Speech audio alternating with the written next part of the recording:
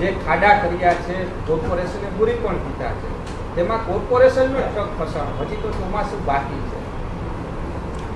Social મીડિયાના માધ્યમથી મારા ધ્યાનમાં આ ઘટના 1.5 કલાક પહેલાં આવી છે. મેં તુરંત જ એમના કન્સર્ન અધિકારીને રૂબરૂ બોલાવ્યા હતા. એમનું કહેવાનું એમ હતું કે એકાદ દિવસ 1.5 દિવસ પહેલાં ત્યાં નળની લાઈન લીકેજ હતી, એટલે એ ચરેડો બુયરો તો કાચો છે, એના ઉપર બીજું કંઈ કર્યું નહોતું, માટે આ ઘટના ઘટી છે. પરંતુ જે કામ જે રીતે થવું જોઈએ એ રીતે નથી થયું, એ વાસ્તવિકતા છે. માટે એમને જે કોઈ કન્સર્ન પાર્ટી છે જેમણે આ કામ કર્યું છે એમને નોટિસ આપીને પેનલ્ટી કરવા માટેનું જણાવી દીધું છે. મેહુલભાઈ, રાજકોટના મોટા ભાગના વિસ્તારોમાં આ પરિસ્થિતિ હશે, તો આ તમામ વિસ્તારોમાં ચકાસણી કરવામાં આવશે, આદેશ આપ્યા છે? જ્યાં નજર સામે આવે છે બધા જ ચકાસણી કરવાના હોય જ છે. આદેશનો કોઈ વિષય જ નથી. આ તો એક રૂટીન પોતપોતાની ફરજની વાત છે. અને તેમ છતાં પ્રી મોન્સૂનની કામગીરી માટે ઘણા બધા પગલાં લઈ રહ્યા છીએ.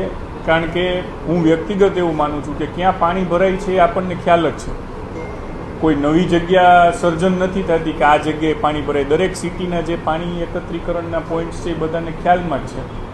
એટલે એ બધા જ પોઈન્ટ્સની ઉપર વ્યવસ્થિત આ વખતે વરસાદ ચાલુ હોય ત્યારે 2-2 માણસો 3-3 માણસોને ડ્યુટી મૂકવાના છીએ. અને ટૂંક સમયમાં આપને એનું લિસ્ટ પણ મળી જશે કે કઈ કઈ જગ્યાએ કોર્પોરેશનની પાસે જે ડેટા છે એમાં પાણી ભરાય છે, અને એના ઉપર ચાલુ વરસાદે માણસોને મૂકવામાં આવશે.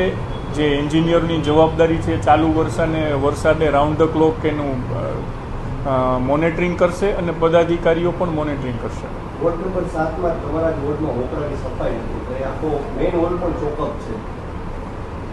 2 દિવસ પહેલાં અમે ડ્રાઈવ લીધી ત્યારે પણ બહુ ક્લિયર કીધું હતું કે 70% જેવું સફાઈનું કામ થયું છે. એટલા માટે કે કોર્પોરેશનના તંત્ર દ્વારા 15મી જૂનની ડેડલાઇન સેટ કરવામાં આવી છે કે ત્યાં સુધીમાં બધી પ્રી મોન્સૂન કાર્યવાહી થઈ જશે.